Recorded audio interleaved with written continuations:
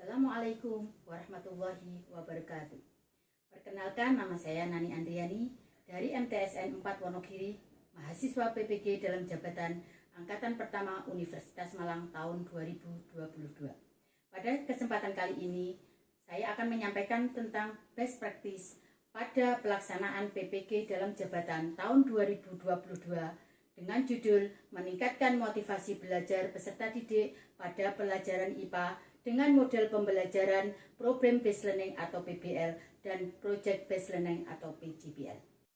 Terkait situasi kondisi yang menjadi latar belakang masalah dari praktik pembelajaran ini adalah yang pertama, motivasi belajar peserta didik masih kurang. Yang kedua, peserta didik kesulitan memahami konsep IPA. Ditunjukkan dengan sikap siswa yang hanya diam dan melamun. Yang ketiga, peserta didik kurang serius dalam pembelajaran. Yang keempat, guru belum menggunakan model pembelajaran inovatif dan cenderung monoton.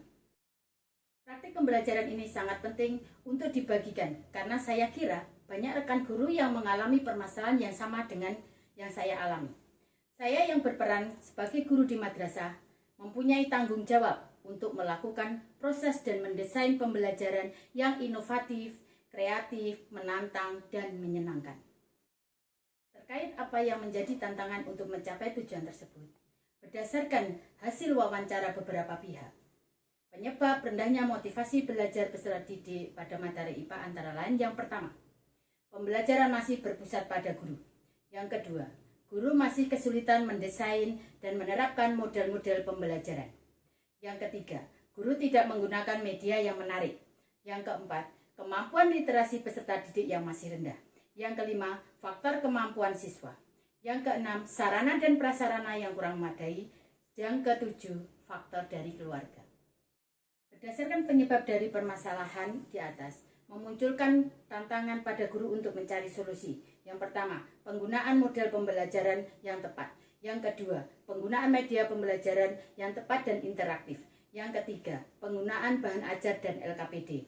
Yang keempat, guru harus mampu meningkatkan keaktifan peserta didik melalui pengalaman belajar yang menarik dan inovatif, sehingga akan meningkatkan motivasi belajar siswa.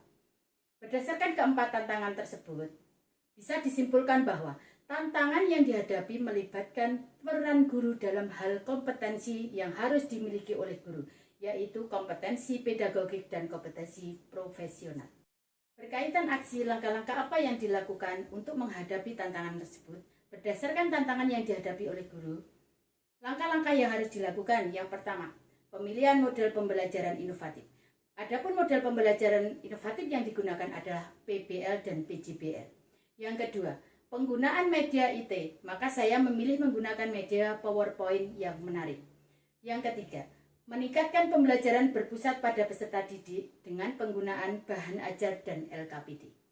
Terkait refleksi hasil dan dampak, bagaimana dampak dari aksi dari langkah-langkah yang dilakukan, yaitu hasil yang dirasa sangat positif. Hal ini terlihat dari yang pertama, dampak pemilihan model pembelajaran inovatif PBL dan PJBL yang diterapkan pada pembelajaran IPA berpengaruh positif terhadap peningkatan motivasi belajar peserta didik, serta membuat siswa menjadi lebih aktif dalam pembelajaran yang ditandai dengan peserta didik yang aktif dalam tanya jawab, diskusi, dan literasi.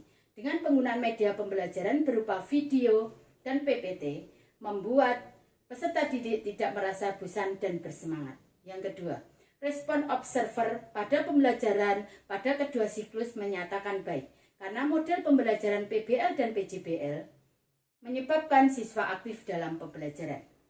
Pembelajaran yang bisa diambil dari kegiatan yang sudah guru lakukan adalah seyogyanya guru lebih kreatif dan inovatif dalam memilih model untuk membuat proses belajar mengajar sesuai yang diinginkan.